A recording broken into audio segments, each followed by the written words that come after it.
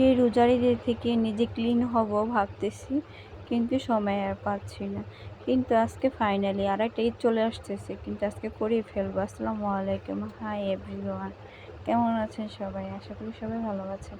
আজকে আমি হচ্ছে যে আমাদের পার্লারে একটা সার্ভিস নেব। তো হচ্ছে আমি এখানে যখন জব ছেড়ে দিয়েছিলাম, অন্য জায়গা থেকে নিলে আমার ভালো লাগতো না, কিন্তু আমি এখানে প্রতি মাসে এসে নিতাম সার্ভিসটা। তো যাই হোক, সময়ের কারণে, সময়ের অভাবে নিতে পারতেছিলাম না। আজকে নিব। সর্বপ্রথম তো ভাবছি, আপুকে বলে রাখছিলাম সার্ভিসটা নিয়ে তো বাকি কাজগুলো করব।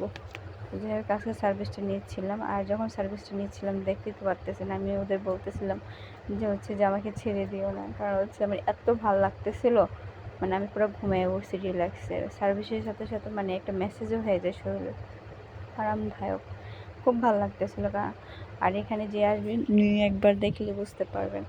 যাই হোক, আমার প্যাক লেগে আমি বসে যাচ্ছিলাম, মুখে অনেক পিম্পল ছিল, অনেকদিন ধরে নেওয়া হয়নি। মুখটা এখন যে কত ফ্রেশ লাগতেছে, কিচ্ছু দিইনি মুখে, অনেক ফ্রেশ লাগতেছিল।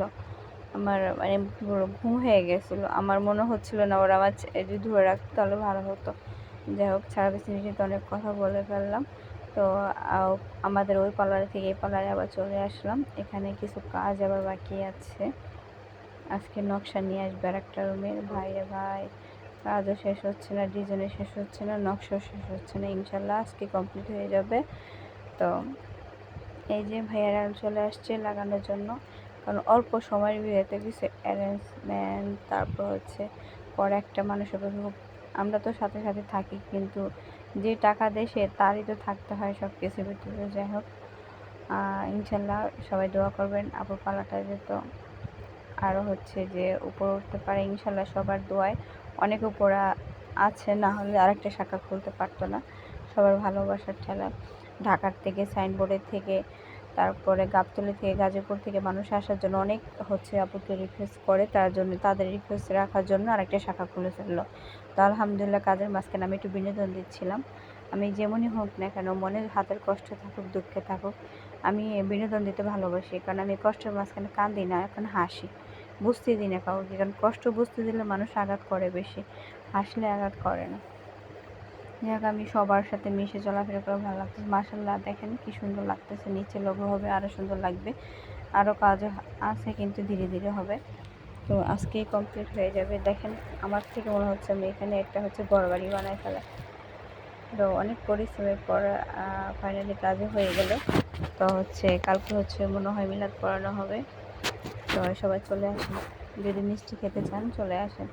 তো এই যে আমাদের শ্যাম্পু বেড, এটা হচ্ছে ফেশিয়াল রুম, আর হচ্ছে এটা পেটিকোট পিনেবল ফেশিয়াল রুম। তো পুরোপুরি দেখাতে পারলাম না। আর এই যে আমাদের সাইনবোর্ড, মাশাআল্লাহ দূর থেকে কত আলো দিচ্ছিল যাওয়ার সময়, রাতে অনেক দূর থেকে তুলেছিলাম।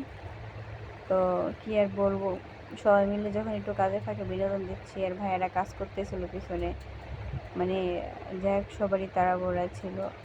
এখানে আমরা সবাই কাজ শেষে বসেছিলাম। তো বাসায় আসার পর যখন আমার অনেক রাত হয়ে গেছে, একটা মানুষ এত পরিশ্রম করতেছে, তো এখানে তার কিছু বলা যায় না। কয়েকদিন দেরি করে আসতেছি। তো রাতে আসার পর রাতে আমার পরোটা চা খেতে মন ছিল। আমার বোনটারও শরীর ভালো না, তো ভাবলাম সবাই মিলে খেয়ে ফেলি। এক সময় গেছে একটা লেবু 50 টাকা পিস খেতে পারিনি, আমি খেতে পারিনি।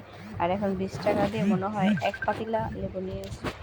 তো যাই হোক, ভাবলো একটু গরম গরম চা রুটি হলে খেতে পারবে। তো এখন বাজে প্রায় 12:30, 10টা রুটি এগুলো বানালাম, ওই ভাজলো। বানানোর পর সবাই মিলে খাওয়া। আমি ঘুমে চোখ রাখতে পারতেছি না, তারপরে কী করবো, সবজি নিয়ে আসছিলাম, এটি কাটা করতে করতে